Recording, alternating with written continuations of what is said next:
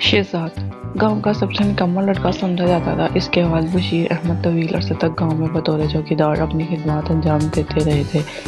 گاؤں کے لوگ ان کی بہت عزت کرتے تھے۔ بڑھاپے اور بیماری کے باعث اب ان کے لیے کام کرنا ممکن نہیں رہا تھا۔ ایک روز گاؤں کے چند بڑوں نے فیصلہ کیا کہ اگر شہزاد اپنے والد کی جگہ چوکیداری شروع کرتے تو ان کے گھر کا چولہا چلتا رہے گا۔ جب یہ تجویز شہزاد کے سامنے رکھی گئی تو وقتی طور پر اس نے کام کرنے کی حامی بھر لی، لیکن کچھ ہی دنوں بعد چوکیداری سے بیزار ہو کر وہ شہر چلا گیا۔ شہزاد کئی روز شہر میں رہنے کے بعد گاؤں واپس آ گیا تھا۔ وہ ملازمت کی تلاش میں شہر گیا تھا، مگر اپنی آرام طلبی اور سستی کے باعث وہاں کوئی کام نہ کر سکا۔ اسے گاؤں پہنچ کر معلوم ہوا کہ یہاں ایک خونخوار شیر نے دہشت پھیلائی ہوئی ہے۔ یہ شیر جانے کہاں سے ایک پرسکون جنگل میں آ دھمکا تھا اور اب تک گاؤں کے کئی جانوروں کا شکار کر چکا تھا۔ اب وہ مستقل گاؤں آ گیا تھا، لیکن کسی نے بھی اسے چوکیداری کرنے پر مجبور نہیں کیا۔ اب وہ شیر سے مقابلہ کرنے کا سوچ رہا تھا تاکہ گاؤں والوں کی نظروں میں اپنی ساکھ کو بہتر بنا سکے۔ شہزاد آرام طلب ضرور تھا، لیکن بزدل نہیں تھا۔ وہ اندھیرا پھیلتے ہی چھت پر چڑھ جاتا تاکہ شیر کی ہمدوست پر نظر رکھ سکے۔ اس رات چاندنی پھیلی ہوئی تھی اور کافی فاصلے تک دیکھا جا سکتا تھا۔ رات کا پچھلا پہر تھا جب شہزاد نے گاؤں کی ایک پگڈنڈی پر شیر کو جاتے دیکھا۔ شیر نے جبڑوں میں کوئی جانور دبوچ رکھا تھا۔ شہزاد کو 3 راتوں کی نگرانی کے بعد شیر دکھائی دیا تھا۔ وہ اس موقع کو ضائع نہیں کرنا چاہتا تھا، چنانچہ اس کے طاقوں میں نکل گیا۔ شیر کا رخ مٹی کے بڑے ٹیلے کی طرف تھا جس کی دوسری جانب جنگل شروع ہو جاتا تھا۔ شہزاد محتاط انداز میں اس کا تعاقب کرتا رہا اور ایک ایسے مقام پر پہنچ گیا جہاں بیٹھ کر شیر اپنے شکار سے پیٹ بھرتا تھا۔ کھانے کے بعد شیر نے بھرپور انگڑائی لی اور جنگل میں غائب ہو گیا۔ یہاں بکھری ہوئی پرانی ہڈیاں دیکھ کر شہزاد سمجھ گیا کہ شیر اپنا شکار یہیں لا کر کھاتا ہے۔ سب کچھ اپنی آنکھوں سے دیکھنے کے بعد شہزاد واپس گھر آیا اور اگلی صبح اپنے والد کی بندوق نکال کر صاف کرنے لگا۔ یہ صبح صبح کیا کر رہے ہو بیٹا؟ بشیر احمد نے اسے دیکھ کر حیرت سے پوچھا۔ بندوق کی صفائی کر رہا ہوں بابا، کسی بھی وقت ضرورت پڑ سکتی ہے۔ شیر نے گاؤں میں پھیلایا ہوا ہے، وہ بندوق صاف کرتے ہوئے بولا۔ تو یہ بات ہے، ویسے اگر شیر آ گیا تو تم کیا کرو گے؟ بابا مسکرائے۔ میں اسے گولیوں سے بھون ڈالوں گا۔ اس کا لہجہ پرعزم تھا۔ جہاں تک مجھے یاد ہے تم نے تو کبھی چوہا تک نہیں مارا، شیر کو کیسے مارو گے؟ بابا نے شرارت بھرے لہجے میں کہا تو شہزاد بھی مسکرا دیا۔ بابا نے خود اسے بندوق چلانے کی تربیت دی تھی اور اب اس کی کاہلی کی بنا پر اس کا مذاق اڑا رہے تھے۔ شیر کی نگرانی کرتے ہوئے کئی روز گزر گئے۔ آج بھی آدھی رات گزر چکی تھی اور شہزاد ٹیلے کے قریب ایک درخت کی شاخ پر بیٹھا تھا۔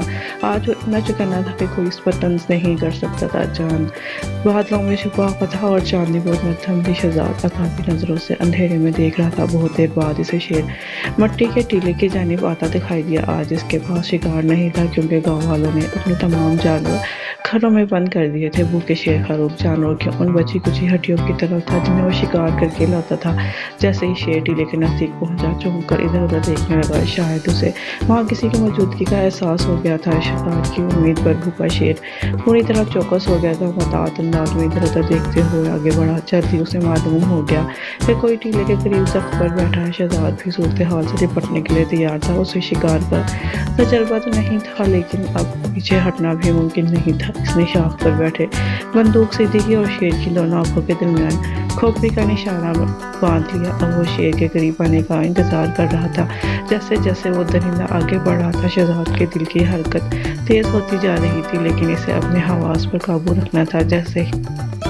جیسے ہی خونی درندہ مزید آگے بڑھا، شہزاد نے بندوق کا ٹریگر دبا دیا۔ علاقہ دور دور تک فائرنگ کی آواز سے گونج اٹھا۔ گھونسلوں میں سوئے ہوئے پرندے گھبرا کر شور مچانے لگے۔ درخت کی وہ شاخ جس پر شہزاد بیٹھا تھا زیادہ مضبوط نہیں تھی۔ فائر کرتے وقت اس کے جسم کو بندوق سے جھٹکا لگا تو شاخ تنے سے جدا ہو گئی اور شہزاد اپنا توازن کھو کر زمین پر گر پڑا۔ بلندی سے گرنے کے باعث اس کی ٹانگ پر شدید چوٹ آئی تھی۔ بندوق اس کے ہاتھ سے نکل کر زمین پر جا گری۔ وہ زخمی ٹانگ پکڑ کر درد سے کڑانے لگا۔ خطرہ اب بھی موجود تھا۔ شہزاد نے گردن گھما کر شیر کی طرف دیکھا تو جسم میں خوف کی لہر دوڑ گئی۔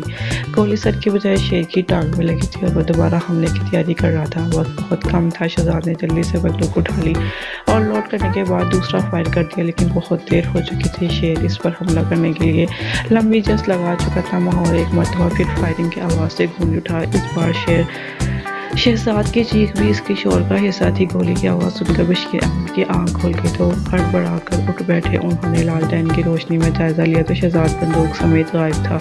بیٹے کا خیال آتے ہی ان کا کلیجہ منہ کو آ گیا اور وہ لاٹھی کے سہارے چلتے ہوئے گھر سے باہر نکل آئے۔ گاؤں کے دیگر لوگ بھی وہاں جمع ہو گئے۔ جلد ہی نوجوان بیل گاڑیوں پر سوار ہو کر ٹیلے کی جانب روانہ ہو گئے۔ سب کا خیال تھا کہ آواز کسی طرف سے آئی تھی۔ جب وہ ٹیلے کے نزدیک پہنچے تو وہاں کا منظر دیکھ کر سب کے منہ حیرت اور خوف سے کھلے کے کھلے رہ گئے۔ خون میں لتپت شیر درخت کے نزدیک پڑا تھا اور شہزاد اپنی بزنی کالی اور ناکامی کو ہمیشہ کے ختم کر کے ایک پرعزم اور لڑکا بن چکا تھا سب کی نظروں میں۔